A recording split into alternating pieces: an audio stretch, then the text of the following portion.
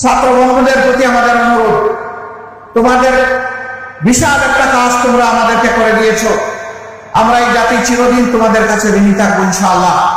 বিশেষ করে যারা জুলমের শিকার হয়ে, বুলেট বিদ্ধ হয়ে, হায়নার হাতে নিহত হয়েছে, তাদের সকলের জন্য আল্লাহ দরবারে দোয়া করে আল্লাহ তাদেরকে ক্ষমা করুন, আল্লাহ তাদের শাহাদাত কবুল করুন। যারা বেঁচে আছে আল্লাহ তাআলা তাদেরকে সুস্থতার নিয়ামত দান করুন। তোমাদের প্রতি আমাদের অনুরোধ, তোমাদের নিজেদেরকে গড়তে হবে, শিক্ষা প্রতিষ্ঠানে ফিরে যেতে হবে এবং আগামী দিনের কারিগর হিসাবে নিজেকে প্রস্তুত করতে হবে।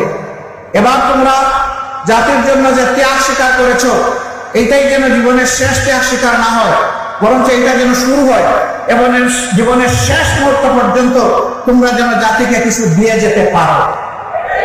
আমরা এইরকম একটি উজ্জ্বল, সম্ভাবনাময়, অত্যন্ত দক্ষ